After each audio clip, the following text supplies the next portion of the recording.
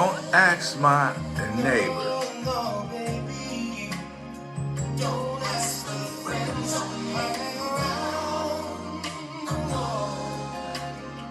Not be afraid. Come on, is anybody on? Don't ask my neighbor. Come on. Hey, Evelyn, how you doing? Thanks for joining. I just want to do a little bit tonight for Valentine's Day. Hey, Paulette from Friend, how you doing? I just figured I would do a little relationship tips tonight, just to have a little fun for a minute. Happy Valentine's Day, everybody. I appreciate each and every one of you. And so we just want to talk about relationships. Some relationship tips. Hello, Marsha. How you doing tonight? Happy Valentine's Day. Good to have you. Tonight, just hello, Elaine. How you doing tonight? Happy Valentine's Day. I figured I'd just come on maybe and talk about relationship for maybe 10, 15 minutes. Hello, Rowena. How you doing? Happy Valentine's Day.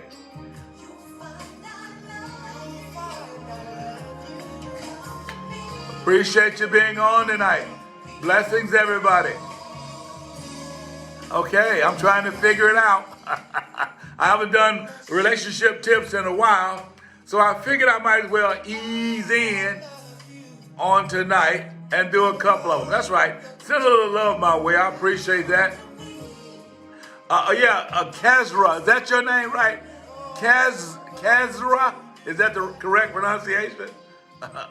Jacqueline, how you doing? Good to see you. Jackie, thanks for joining. How you doing? Appreciate you. I loved you, enjoyed you tonight. Happy Valentine's Day. Okay, Kezra, got that right this time. Thanks, Jackie. Jackie, rib tips is another dimension of me where we just kind of have fun.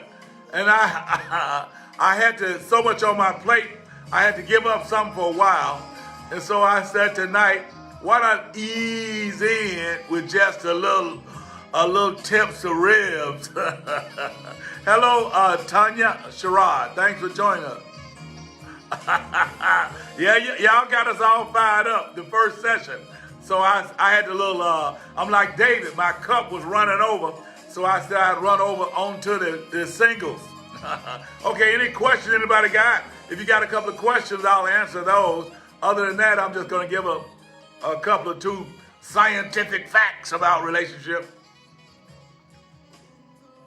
to bring the science piece in as well as the spiritual piece so we can have a solid place to have our faith, okay? All right. Again, love each and every one of you. I appreciate you supporting Rib Tips as always. You know. Hey, Ashley, how you doing? I'm glad you had a great time. I appreciate it. I really, really do. I try to bring in the natural pieces of it in terms of relationship. The spiritual piece, the natural piece, so that together they fit in helping us function. That's right. First the natural, and then the spiritual. Okay. You know, a lot of people when I was head to church in Pontiac, a lot of the young people would listen to me after I would give them something to eat.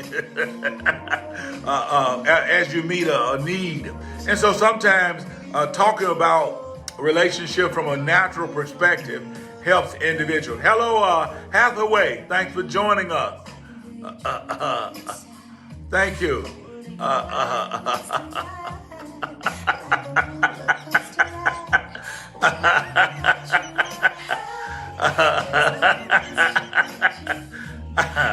I enjoy my people. See, when my tribe is coming on. See, when our tribe come on, my energy gets up. I was about to go to bed. But when I start talking to y'all, I wake up and ideas and thoughts come.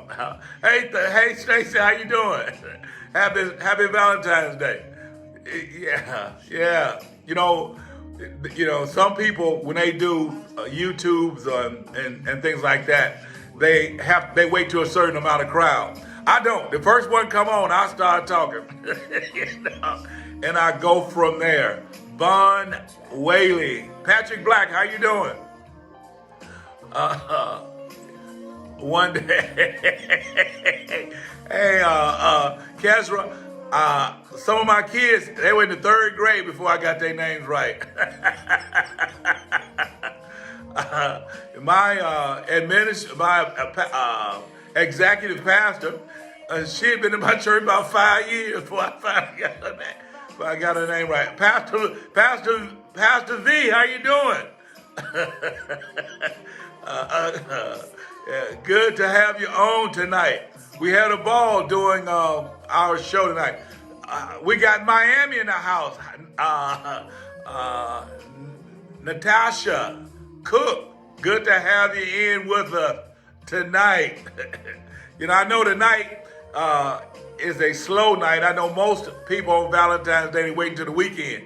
So I figured that, tonight I can give us a little shot in the arm to kind of get us prepared for the rest of the week so we can have a Valentine's week. I'm going to be a bishop and declare it's Valentine's week. So we're going to get love and give love all week long. It's love week. I declare it. I decree it. You're going to be a lover in Jesus' mighty name. All right. Don't be stingy with your love. Everybody looking for what we got. We have the living God inside of us. The God of love lives up inside of us. So we have to learn how to release that love through a smile, through our eyes. Hey, Brother Miles, good to see you, man. I appreciate you. Okay, let's jump in with a couple of facts. If there's a couple of questions that you have, I'll answer those. But if not, I'm going to just start talking. Now, you have a long list of tasks. Yeah, baby. So in our relationships, there are some things I think is important that will help us have long-term relationship. You got to look in your life and see the long-term relationships that you have. Your mama, your grandmama, your daddy, your uncle, okay? And so what I need you to do is look at the components in those long-term relationships and what makes them a long-term relationship. Ladies, I want to tell you that sometimes a man treats you like he does his best friend when it comes to arguments. When it comes to arguments, he'll say, forget it. And the reason he says forget it is not that reconciliation is not important. It's not that he's trying to punish you. But the reason he'll say forget it is because he values the friendship. And so when a man is about to argue with his best friend and he sees that the relationship can go to a point where it damages their friendship, he'll say, man, just forget it. And what he's really saying is that our relationship is more valuable, and I see the potential of us going to a place where it's going to damage our relationship. And our relationship means much more than the resolution of this argument, okay? And so that's what we do sometimes in with our female relationship. We end up not wanting to hurt our significant other, and we see that there's not a resolution right now. So as a result of it, we end up saying, okay, that's all right, forget about it. And so that's how we do sometimes in relationship, ladies. So when you see us do that, it's not because we are not interested in resolution. It is because we don't want to damage our relationship. We love you so much, and we value that relationship above all others. So we have to learn how to resolve issues. And we need help from you, to help resolve that issue, okay? In a way that we deal with you tenderly, softly, with kids' gloves, okay? That's the way we want to handle you, but we don't want you to take advantage of us or see us as weak when we try to do that. Ashley said they have a 30-minute rule called timeout. That is important. Sometimes I put myself in timeout. And I have to be honest, I'm not ready to talk about that yet. I'm not ready to deal with that person that you saw me with, or that number that came up on my phone, or that person from my past that popped up, or that bill that I didn't talk to you about, okay? So having a timeout and then getting back at an appropriate time when I have my emotions under control, our relationship will be far better as a result of it. Now, I'm gonna hit two sides to this thing. I'm gonna talk about people that in relationship, and then I'm gonna talk about people who are looking for a relationship. Couples that are already in a relationship, and then couples that individuals that might be looking for a relationship. Let's start off with the might be looking for relationship first. Here's the basis of our salvational experience, and that's this. And I want you to grab hold to it. It says the footsteps of a righteous man or woman is ordered of God. All right. So watch this. There are 9 billion people in the world. 9 billion. Now, sooner or later, God is going to bring that man or that woman across your path. Y'all are going to come face to face some kind of way sooner or later. Now, when that happens, you have got to recognize that person and then cultivate the relationship. Okay? You've got to recognize it and cultivate it. Now let me tell you, I have, hello Hatchet, how you doing? Hey Rose, good to see you. Hey Keisha, thanks for joining tonight. Now, one of the things that when you're in the dating mode, boy, it's like going house shopping. I have owned several houses, and man, when I wanted a house in a certain area, I got a printout of the houses that were available in that area, and I drove around those houses. I got so tired of looking at those houses, man, because it's a lot of work. Well, that's the same way with relationship. Sooner or later, about one of the houses I bought, I saw the house in Pontiac, 17 Delaware, and I said, I like this house. And I went inside it, and it was a fit. And as a result of it, I began to cultivate the things necessary to possess it.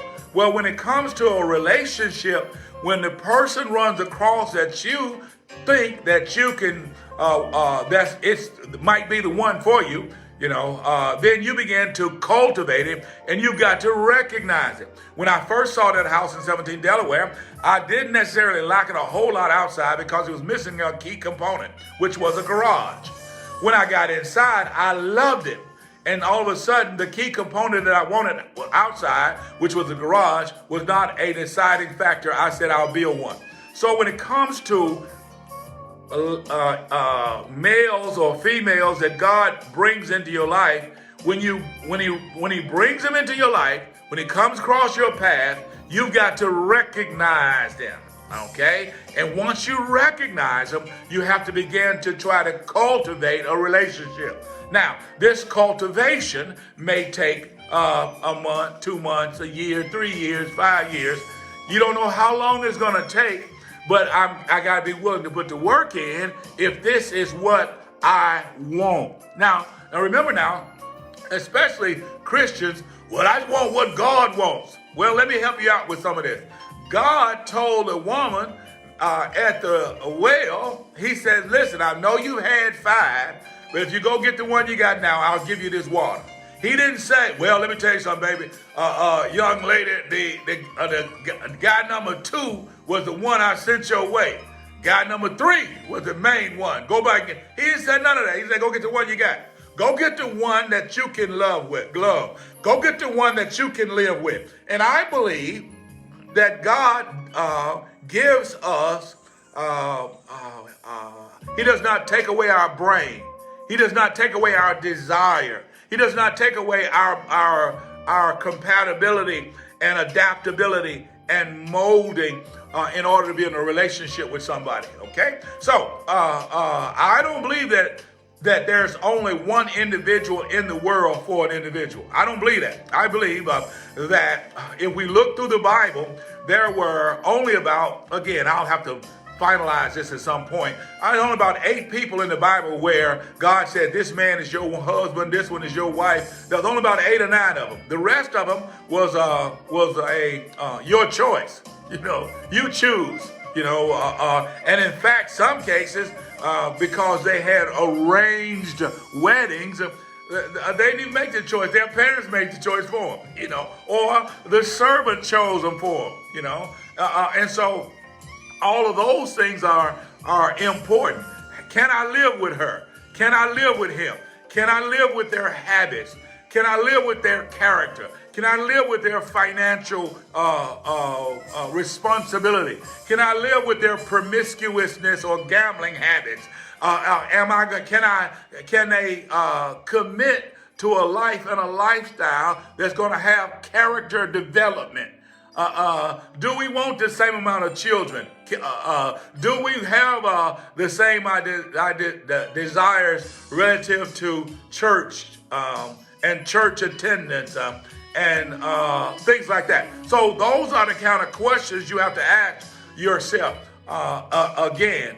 And if those questions are answered in the positive, then we can build. We got something to build on, okay? And I don't think that, I think there should be a process of elimination here in terms of who meets the criteria. There are some individuals that, just don't meet the criteria. And so there's no need of me wasting your time or you wasting my time, with some of the criteria. So you should have a list of goals of what is a desire, what's a need, what's a deal breaker. I may say I want a woman that's 6'8", but then I find out she's just 6'7". I can adjust that, So I'm just saying that be flexible. Some things are flexible, then other things are not. I can't be in a relationship with a woman with 25 kids, 24 maybe, but 25 I can't afford all them. Okay, so those are the kind of things that you adapt to. Now, so finding her or him is number one. Learning how to keep them is part 2. It's a twofold relationship issue. 1 is finding them. 2 is keeping them. 1 is finding them. 2 is keeping them. No, Kesra, I don't want no 25 kids. All right, now watch this. And when we start talking about making somebody happy or how to keep them, the Bible says this, very important. It says the way of a maiden is hard to understand. The way of a maiden is hard to understand. The way of a woman is hard to understand. The way of a woman is hard to understand. And then the Bible in 1 Peter 3:7 tells us, it says, wait a minute, deal with her according to knowledge. So I have got to, absolutely, it's a constant recommitment every day. I've got to gather information. I'm constantly screening and looking and listening for updated information on her, areas where he has changed, areas where she has changed, okay? Because you got to understand, sometimes you meet a woman or a guy, let's just use the woman right now, you meet her in high school, and she has one thought process. Well, after she graduates from college, or if she goes to college the next 4 or 5 years, she has a different perspective. Then all of a sudden, at her age, in her 30s, 35, she got another whole perspective about life. And boy, when she suddenly hit 45, in that area where she has been taking care of everybody all her life, she suddenly now has a mindset, I'm going to take care of myself. And so you've got to allow her to grow and change. And the same thing about a man. A man changes as his knowledge base increase. And so he or she has to be willing to let each other grow, okay? Grow in their understanding. I always told my college kids, do not get into a significant relationship until after you get out of college, because your learning curve is so high during that time, it's going to cause you to change and rethink and begin to have your own philosophy about life. And so the girl that meets you as a freshman, she's not the same girl that you're gonna know when she graduates. Or the guy that you meet as a freshman, he's not gonna be that same person by the time he graduates, okay? So that growth, sometimes we grow together during that gigantic learning curve, and other times we grow apart. So it's best that you wait until that individual get through that learning curve, because at that juncture, they will then have write this down, a moral compass of their own. And as they have that moral compass, they can then judge solidly things that they will or will not do, and things that they're committed to, and things that they're not committed to. Oh, okay, I put a whole lot on that. Okay, now, so watch this. So we start talking about scientific tips to make your relationship happier and to cause it to last. Again, one of the key things is talking to each other more. Talking to each other more. Again, we know that women have at least 20,000 words that they must get out, that they must get out every day. And men, on an average, have at least 12,000 words that they must get out. Okay, now, here's the issues. Here's the issue. If he gets all his 12,000 out before he gets home or get to you, then he ain't got nothing to say. So he has to learn to save some words for the one he loves. And women have to do the same thing. Now, sometimes we as men, we want you to share some of your words somewhere else so that we don't have to hear all 20,000 of them.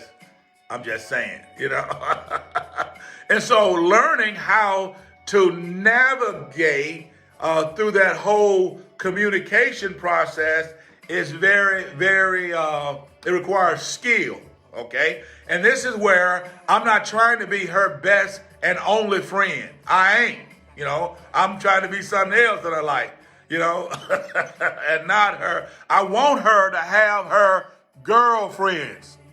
I want her to have her girlfriend talk. I don't want to talk to her girlfriend stuff. Get you a girlfriend to talk that kind of stuff. And that's the norm, and that's the problem. Sometimes women try to make their significant other their all in all, everything, and he does not have the capacity. Let me say that again. Not that he don't want to do it. He don't have the capacity to do all of those things. To be your mama and your daughter, the doctor and your uncle and your auntie and He can't do all that. He don't have that. You can do all of that. He can't. So couples that communicate are happier. She loves talking. And so you have to be able to communicate and let her get the words out, so that she is not frustrated. Don't frustrate her by not allowing her to let her words out.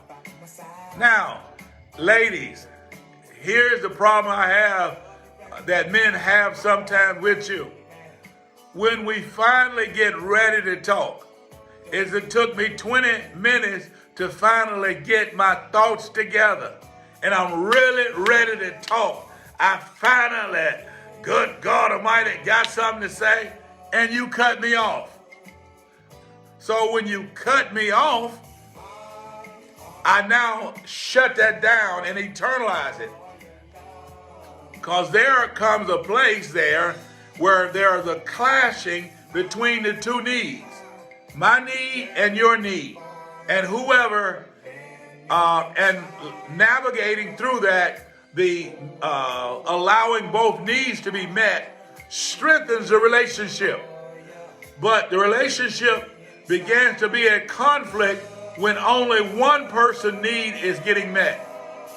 If her need to communicate is being met, but his need to be quiet is not being met, then he is frustrated. If his need to be quiet overrules her need to communicate and never gives place to her need to communicate, then she is frustrated. So there has to be a balance. So we have to study each other to see and be conscious and aware of the needs of each one, so that we both, during this context of each of these days, can allow these 32,000 words to be exchanged between the two of us. Woo! That was kind of interesting there, And let me tell you something. Texting don't count. A lot of unnecessary conflict comes through texting. Okay, texting is good when you are saying, "Listen, pick up some milk. Don't forget to get some gas. I'm going to be running 15 minutes late." Short burst of information is good for it, okay? But it was never designed to deal with issues, because when you're dealing with issues on a text, it has no emotion. Emojis, do you realize that according to the latest surveys, people now think of a smiling emoji as a real smile, but an emoji is just an emoji. That's all it is. So texting does not have in it, with it, the emotion that's sometimes necessary when you are communicating. It's not a good form of communication for communication. You're right, Rosa. Thank you. You're right. Now, let me give you another one. Couples who text are generally text affections. If you text somebody a heart, or you text them a happy sign, or a victory, or celebration, are good. But those who use it to apologize or hurt each other, or to discuss serious issues or confrontational issues, are not as happy, okay? When you text, it has no emotion. Do not text me, you breaking up with me. Do not text me, you mad at me because I didn't do la-di-da-di-da-di-da. Do not text me confronting me about something. All right? It is not designed for that. Okay, let me do one or two more, and then we'll stop. We'll stop. One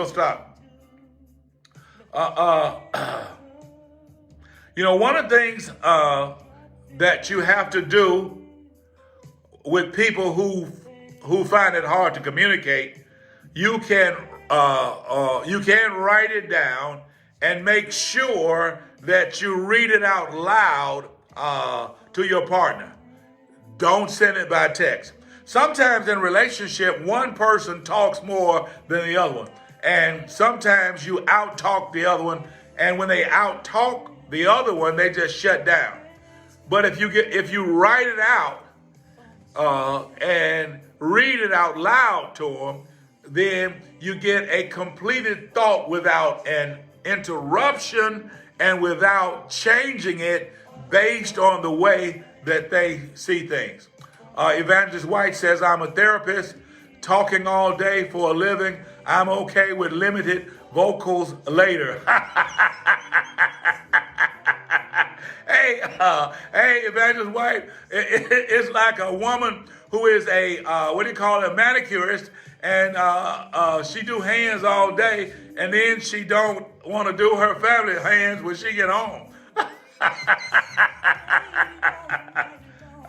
Okay, all right. Now, one other means of communication, I'll cut off this. One of the things that a couple can do in order to strengthen their relationship is that they can have an item that they bought together and place that bought item together out in a place where they can see it, somewhere on a table, and it gives them an opportunity to show off their relationship when people come to their house. They can say something like, oh, we bought that when we were in Dubai. We bought that when we were in, yeah. So all those things give them a chance to brag on their relationship. Well, that's enough for today. You don't have any questions or comments? I see some of your comments. I really appreciate this time. I miss you guys. I miss talking to you. I miss seeing your emojis and your little your conversations. It's a part of me. You are my tribe, okay? So I love you, and so I had to come out and say hello. Are there any questions before I go? Anybody got a question they want to ask, that they want or a statement they want me to read out loud? Stacy says, I enjoy talking, but I enjoy my downtime too. Absolutely. You must understand what refreshes you, okay? Oh, thank you, Sister Hatchet. I appreciate that. Thank you, Evangelist's wife. I appreciate it.